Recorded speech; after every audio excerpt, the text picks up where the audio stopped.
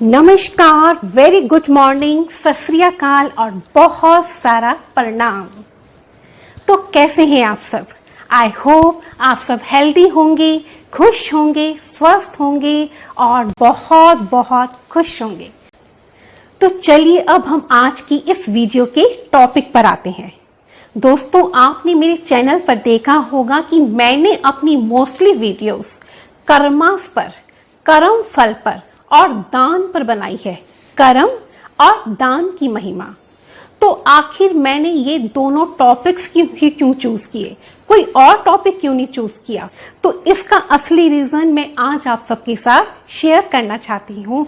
ये आज मैं आप सबके साथ अपनी लाइफ की कहानी शेयर करती हूँ कि मेरी लाइफ में ऐसा क्या हुआ कि मुझे मेरे अपने कर्मों का फल कैसे मिला, मुझे अपने कर्मों का कैसे रिजल्ट मिला।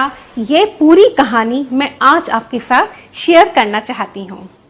तो दोस्तों, औरों की तरह मेरी लाइफ में भी बहुत सी प्रॉब्लम्स आई, बहुत कष्ट आए, बहुत पेन्स आई और ऐसा सबके साथ होता है। कोई ऐसा नहीं है इस दुनिया में जिसके पास कोई दुख ना हो, कोई प्रॉब्लम ना हो। नानक दुखिया सब संसार। तो जब मेरी लाइफ में बहुत सारी पेन्स आई, बहुत सारे कष्ट आए, तो एक दिन मैं इतना दुखी हो गई कि एक दिन मैं रोते रोते मंदिर पहुंच गई पंडित जी के पास। और पंडित जी से कहा, पंडित जी मेरा हाथ देखिए, मेरी जन्म पत्री देखिए कि क्या मेरी लाइफ में कभी कोई खुशी लिखी भी है या नहीं, क्या मेरे भाग्य में कभी कोई सुख है भी या नहीं। पंडित जी ने अपना मोटा सा चश्मा पहना, मेरा हाथ देखा, मेरी जन्म पत्री देखी और फिर कहा, ज्योति जी आपकी लाइफ में तो कोई सुख ही नहीं है, आपके भाग्य में तो बस दुख दुख दुख लिखा है। आपके भाग्य में इतने दुख हैं कि आप एक दिन सुसाइड कर लेंगी, आप एक दिन दुखों से दुखी होकर आत्महत्या कर लेंगी। तो पंडित जी की ऐसी भविष्यवाणी सुनकर मैं रोते रोते घर आई और 2-3 दिन तक पूरा रोती रही। मेरा मूड इतना खराब हो गया कि मेरी लाइफ में सिर्फ पेन्स ही लिखी हैं और मैं इतनी जल्दी सुसाइड कर लूंगी, रोती रही। फिर तभी मुझे श्रीमद् भगवत गीता में भगवान श्री कृष्ण का वो श्लोक याद आया, कर्मण्येवाधिकारस्ते मां फलेषु कदाचन। अर्थात तुम कर्म करो, फल की चिंता मत करो। और ये श्लोक याद आते ही मैंने मन ही मन डिसाइड किया, मैं अपने भाग्य की चिंता नहीं करूंगी, मैं किसी पंडित के पास अपनी जन्म पत्री नहीं दिखाने जाऊंगी। जो भी मेरा कर्म है, जो भी मेरा काम है, उसे मैं पूरी निष्ठा के साथ करूंगी, पूरी लगन के साथ करूंगी, पूरा प्यार से करूंगी। जो भी मेरी रिस्पॉन्सिबिलिटीज हैं, मेरा कर्तव्य है, उन्हें मैं अच्छे से निभाऊंगी। जितनी मर्जी प्रॉब्लम्स आ जाएं, जितने मर्जी दुख आ जाएं, मैं अपना कर्म करना नहीं छोड़ूंगी। और मन में ऐसा ठानकर अगले ही दिन से मैंने पूरी मेहनत के साथ अपना कर्म करना स्टार्ट किया, अपनी रिस्पॉन्सिबिलिटीज अच्छे से निभानी स्टार्ट की। चाहे वो मेरे ऑफिस का वर्क था, चाहे वो मेरे घर का वर्क था, चाहे वो मेरी फैमिली की रिस्पॉन्सिबिलिटीज थी, उन सभी प्रॉब्लम्स में मैं अपना कर्म अच्छे से करने में जुट गई। और मेरे लिए आज भी मेरा कर्म एक पूजा के समान है और मेरा वर्क प्लेस मेरे लिए मंदिर के समान है। तो इस तरह से मैं अपना कर्म करती चली गई। और एक काम मैंने और किया, मैं हमेशा डोनेशंस देने में, यानी कि दान देने में बहुत ज़्यादा विश्वास करती हूँ। मेरा ऐसा मानना है कि जिस हाथ से हम देते हैं, जितना हम देते हैं, हमारे हाथ की रेखाएं भी धीरे धीरे वैसे ही चेंज होने लगती हैं। इसलिए हालांकि मेरे पास उन दिनों बहुत फाइनेंशियल प्रॉब्लम्स थी, लेकिन जितनी मेरी हैसियत थी 10 रुपए की, 50 रुपए की, उतना मैंने देना स्टार्ट किया और मुझे देकर बहुत खुशी मिलती थी। और एक मुझे गरीब लोगों की, लाचार लोगों की सेवा करना, उनकी मदद करना बहुत अच्छा लगता था।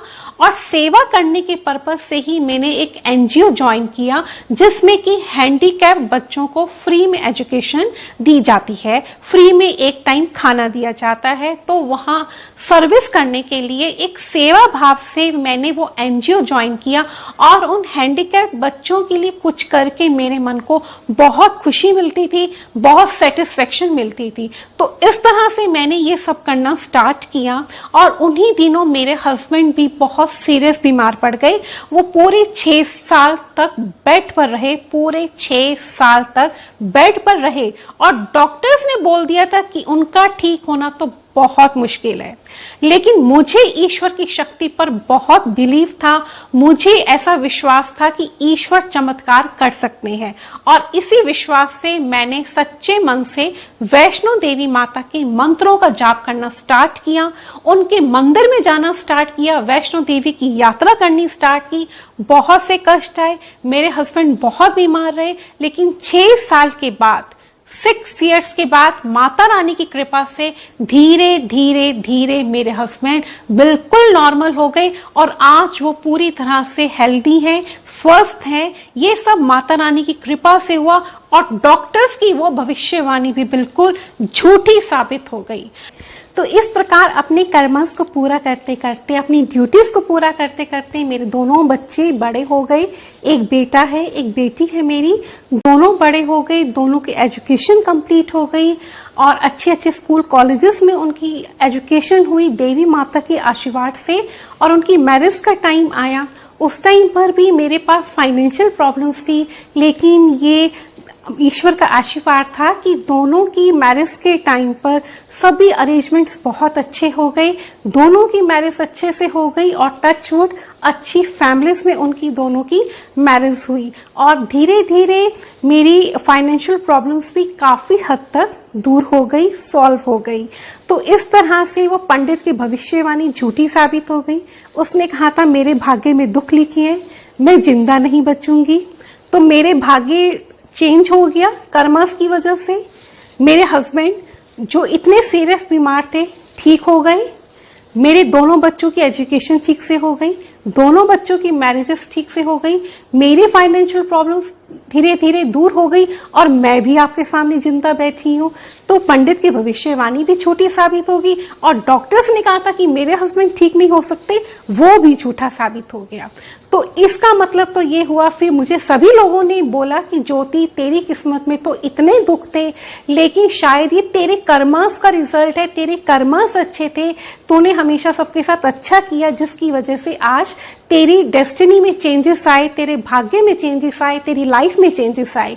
और ये मेरा खुद का भी एक्सपीरियंस है, मैंने खुद भी इसको अनुभव किया है, इसलिए मैंने मोस्टली वीडियोस कर्मास पर बनाई, दान पर बनाई, क्योंकि ये मेरा खुद का एक्सपीरियंस है। अच्छे कर्मा से और दान से डेस्टिनी चेंज होती है।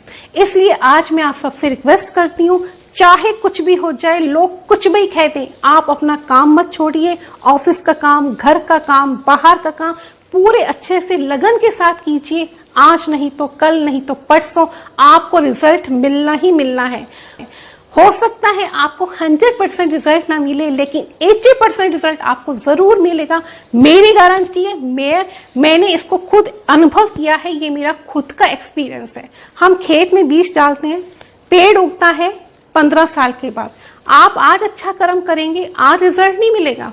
10-15 साल के बाद किसी भी चीज को फलने में टाइम लगता है, लेकिन जब तक आप बीज ही नहीं डालेंगे तो आपका फल लगेगा कैसे। इसलिए आज से ही अपना कर्म रूपी बीज डालना स्टार्ट कीजिए, अपने हाथ से लोगों को कुछ दान दीजिए, आपके हाथ की रेखाएं धीरे धीरे चेंज हो जाएगी। आपने 3 काम करने हैं, अपना कर्म अच्छे से करना है, दान देना है गरीबों को, सबकी सेवा करनी है, प्लस थर्ड किसी को कभी हर्ट नहीं करना। आप ये 3 काम करेंगे, मैं गारंटी देती हूँ आपकी लाइफ में चेंजेस आएंगे ही आएंगे। और यहीं पर अब मैं इस वीडियो को एंड करती हूँ। धन्यवाद, थैंक यू सो मच।